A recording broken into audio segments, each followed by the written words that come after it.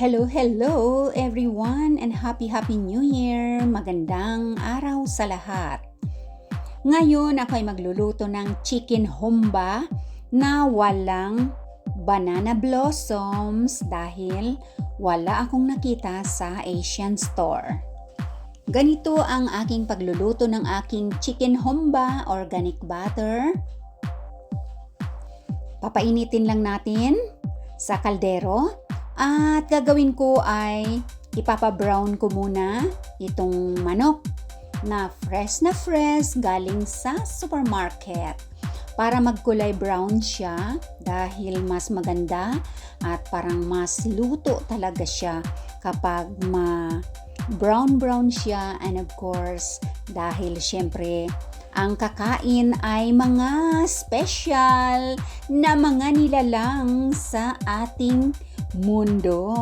Sana all. O ayan, at napa-brown ko na ang chicken. Tapos hahanguin natin ito at i-set aside muna panandalian. Ayan, brown na siya. Pero hindi pa yan luto sa loob. Okay, so sibuyas na purple at bawang. Igigisa na natin sa sariling butter na din. Ayan, at ang aking laurel, lalagay na natin. At ang anis na siyang magbibigay ng mabango at masarap na flavor.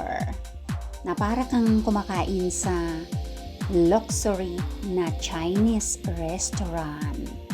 Ayan, at ibabalik ko na itong ating chicken na pinabrown kanina.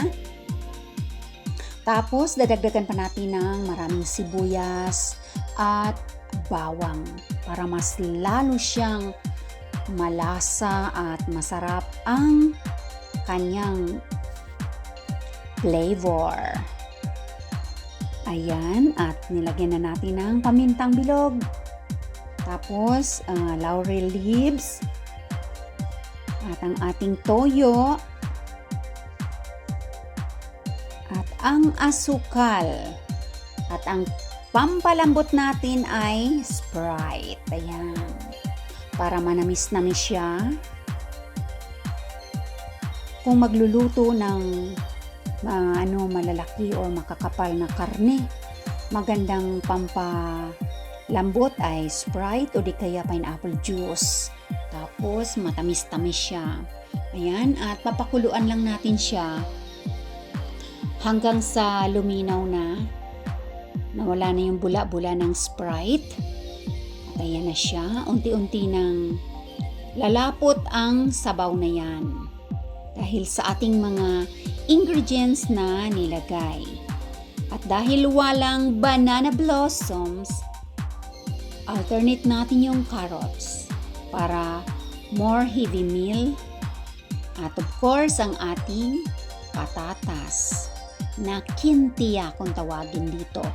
Yung siya, maligat siya na parang papaya. Masarap. And of course, ang ating pineapple. Ayan, ang aking pineapple ay hindi ko na hiniwa-hiwa. Pero okay lang yan. Kasi para yung kakain na lang ang hiniwa, di ba? Kutsilyo naman ang gamit at saka tinidor. Alright, so unti-unti nang lumalapot ang ating sabaw ng ating humba na walang banana blossoms, kundi itong patatas, carrots ang ating alternate. Ayan, para mas marami. Ayan, at ang sibuyas na dahon, syempre, fresh na fresh. Ang pag-green grass at home sa ating ulam ngayong tanghali. Sigurado magugustuhan ito ng aking mga palangging. At ready na ang ating humba chicken. Kakain na tayo. Ayan, ang bango at ang lambot ng chicken. Tamang-tama ang lambot ng carrots at saka patatas. Ayan, kakain na tayo mga palangging. And of course, ang aking kape. Coffee is life. At ang ating mga panghimagas, napakarami, iba't ibang pagkain pa at prutas ang mga nandito dahil sa Christmas food na sobrang dami. Ayan, kainan na mga palangga. Thank you for watching sa aking mga members, of course, subscribers and super chatters. Hello and Happy New Year to all of you. As you see guys, ang lambot ng chicken at ang sarap. Manamis-namis siya. Subukan niyong lutuin mga palangging sa inyong kusina. Ayan, nasa sa inyo kung ano ang inyong alternate na mga gulay or roots crops. Thank you for watching. And see you again sa ating next video. At ulit, maraming salamat.